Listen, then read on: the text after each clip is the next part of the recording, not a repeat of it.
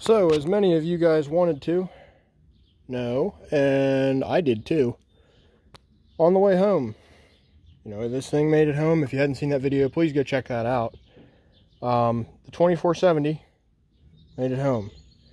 But what are the results? Did all the water go back into the oil pan? Ooh.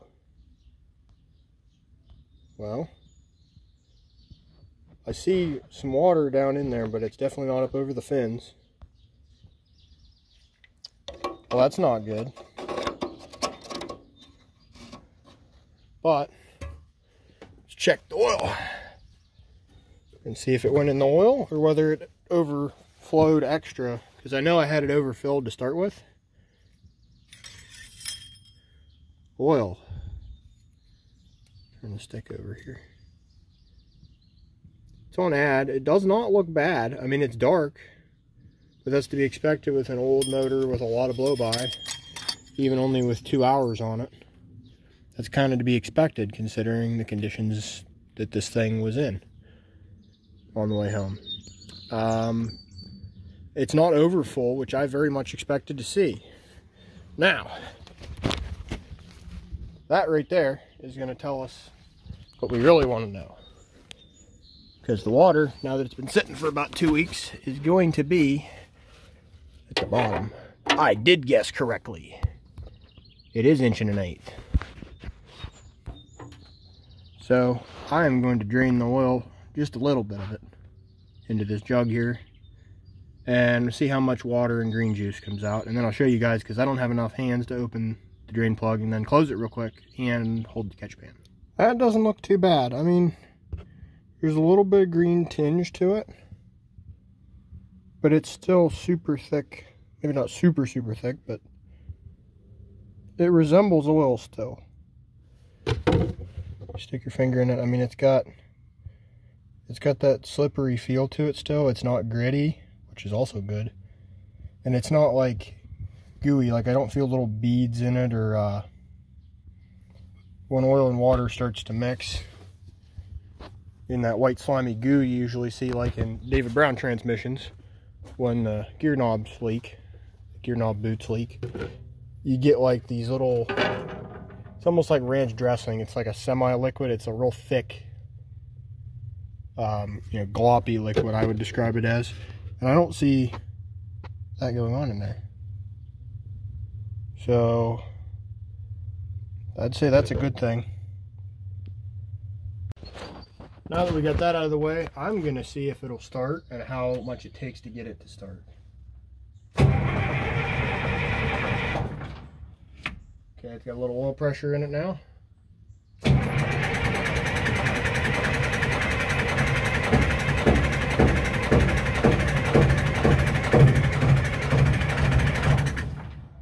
Give it a little more throttle.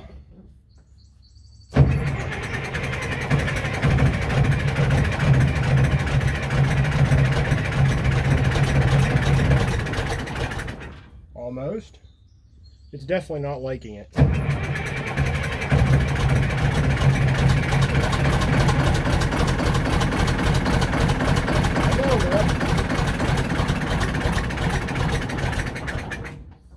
It's not that cold out. It's like 65 degrees.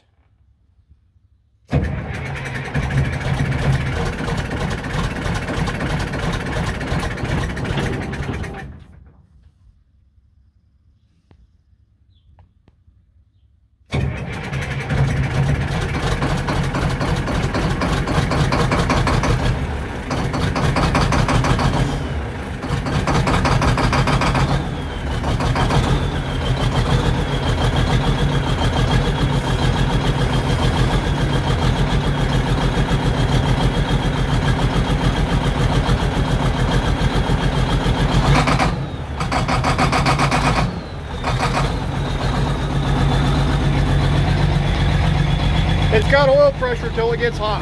That's what it seems like.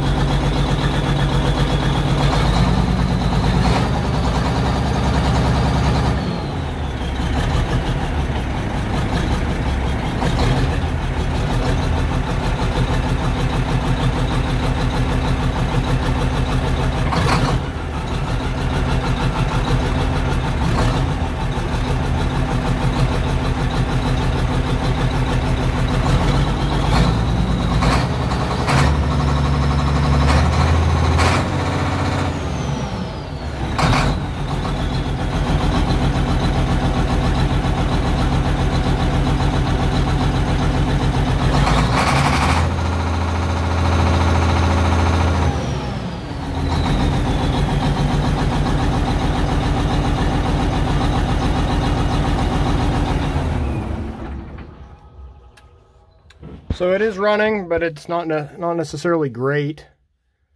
Maybe on a day, I'm not going to do it today because I don't have any help at the moment. But you guys will see it in a little bit. We'll get her running, get it warmish, and we'll, on a warmer day probably too, so it's not missing from the cold. Because some of these old engines, especially when they're tired like this, they'll miss a little bit or partially fire on one cylinder until they get way warmed up. We'll take the old thermometer scanner gun thing, and we'll go on the exhaust manifold ports and different spots in the head and try to see if we're getting a consistent miss on one cylinder, or if it's just when it's starting up rough, or what's going on. It did start, but it didn't like it. The white smoke, you could tell it's getting fuel, so it may just be a lack of compression issue then. I'm not sure. It's looking more and more like we're going to tear into this and see how bad it is what we're thinking. So we're not going to pull the plug on it just yet. We're giving it some hope. So for a quick recap, what all we did to it: we got a starter for it because the starter that was in it was full of water and nastiness and was no good. It's rebuildable, but it was quicker to get a starter that we knew was good than rebuild one and wait for the parts to get here to do so. We could have a starter quicker than the parts came. We barred the motor over. We got it broken free. It had a big tight spot in it. We think rust and from condensation built up in 1 or 2 cylinders. We got it barred over. We took the intake manifold off, PB blaster we put in there, and then we barred it over, and then we got it to crank over with the starter with that in there, got that all down in the rings. We got it to fire a couple times, and then we kind of let it go and let it soak in for a while we planted corn and beans and stuff. Then we went back to it. We got it to fire and with batteries, and then we added some with good batteries, and we added our good fuel tank to it because we know the fuel in those tanks is sketchy at absolute best. Fixing little things here and there on it just to get it enough to go. Put a brake master cylinder on it because the one that was on it was cracked, and we believe, from what stories I've heard from the neighbors from this guy, that's why it got parked, is it had brake issues. So that's probably what caused it. It still needs a lot of things though. It needs a bath. I mean, it sat outside uncovered for a long time. It needs potentially some valve stems looked at, as they are starting to leak, but we've had ones that are worse than that run for a good while, so we'll just keep an eye on that, I guess. Needs fuel tanks drained. There's 2 big saddle tanks, one on either side of here. They're going to need drained, flushed out good, and then good fuel put in them.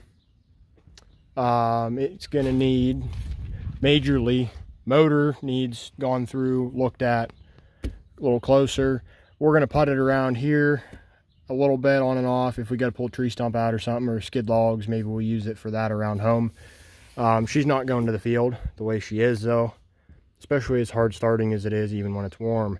It needs this pipe here, and it needs that Venturi thing, or anti-drone thing, whatever air intake thing that is, cleaned out because it's full of mouse house pretty good.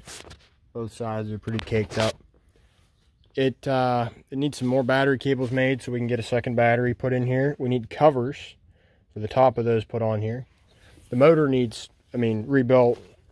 I need to put an oil pressure gauge on it and see how good that oil pressure gauge actually is, and make sure it's actually as bad as we think it is as far as oil pressure goes.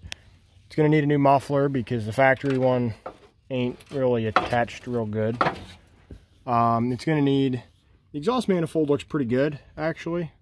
The turbo was making turbo noises, but as scabby as it is on the outside, I can't imagine the inside's good. And being that that sleeve there is completely loose and not even lined up good anymore, I imagine the turbo is probably pretty bad. I know that the pyro gauge doesn't work, and it's probably because of, well, that right there. And this is shifted. You can tell that somebody had to customize that hole to get something to go together, so something ain't right there as it is. Needs fuel filters changed, needs oil filter changed. No, when we changed the oil, we didn't change the oil filters. Why? Because we knew there was all kinds of crap floating around in there that we didn't want to pollute new filters with, because this is going to get run an hour or two maybe on this oil change, and then it's going to get a major overhaul. So why ruin 2 sets of filters, you know, one right after the overhaul to clean up all the little bits of, you know, silicone or whatever you may happen to get particles of in there and stuff like that, and the grease from assembly, and another set just to get it home when whatever gunk was in the filters was still floating around in the motor, so we weren't worried about it. Fuel filters, it's going to need, because whatever fuel's in them tanks was not good, and they're rusty, so their days are numbered. It's going to need steering cables. The steering works great in the manual front-wheel drive mode. And steering cables, I mean the ones at each wheel, it needs, because if we want to use the 4-wheel steer function, I don't fall out of the thing. Yeah. We're going to need those. And I'm sure they're all tight. And this up here is stuck, so we got to play with that. At the moment, it's just on front-wheel steer manual, which is okay, but if we wanted to use any of the other functions, we need cables. At least this has cables and not sensors like the later ones, so you can actually get cables or get them made. The sensors, I know of several of these bigger, you know, 46, 48, 44, 94s, and 90s that are parked because the sensors are bad and you can't get them as far as I know. It needs a pyro gauge or the pyro sender unit anyway. And I don't believe the alternator gauge was showing it was charging. So it may need an alternator, it may need a gauge, it may need both. It needs an internal bath as well. I mean, all the foam in here is, well, not so foamy anymore. Because you can just, yeah, it's just gone. Remote levers are stuck. 3-point hitch levers stuck. Yeah, we could try to move them, but we didn't want to try to move them there and either the relief valve stick or not be able to get it back into the detent in the middle and blow a line off and dump all our oil going down the road. It needs these valves here because they're like, I've never ever seen one that bad before. I imagine they didn't get used much. They didn't have oil seeping out of them, and that's usually what protects them from getting bad. It needs the blackberry bush cleaned out of it.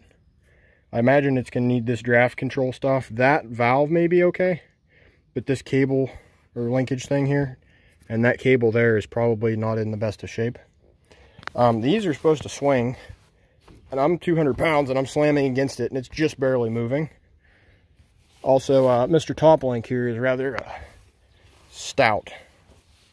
A little stuck there, and I imagine these threads are probably not real happy either from sitting. And they don't show much use on the arms because those are all stuck. Normally the worse they are used, or the harder they're used, the less sticky they are, because there's more clearance in there for rust to go through. I'd say it did a little bit of pulling in its life though. That's a heck of a bolt. The drawbar is also supposed to swing slightly. Those bolts that keep it from swinging at the moment, yeah, they could be better, but I'll have to look at that. Again, more with the steering cables. They're looking pretty crunchy. Dude, may they work? Yeah, they might work. I don't know. I think we're just going to keep picking away at it, guys. Let me know if you guys think there's anything else we're missing. Like if you've run one of these and you know, oh, you better check on this while you're at it, let me know. And I look forward to where this project goes. It's definitely a unique one. Thanks for watching, guys. And stay tuned because we've got lots more projects all around us. So stay tuned because we're going to work on lots of them.